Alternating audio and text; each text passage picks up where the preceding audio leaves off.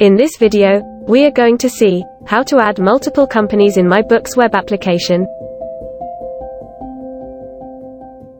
In Dashboard, click on Business Name.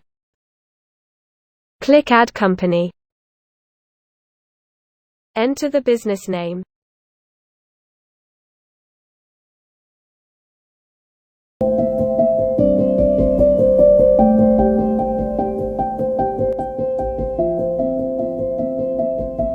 Select the business type. Just verify the country, currency and financial year selected.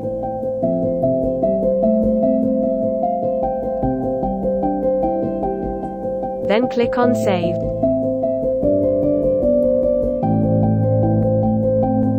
New organization added successfully.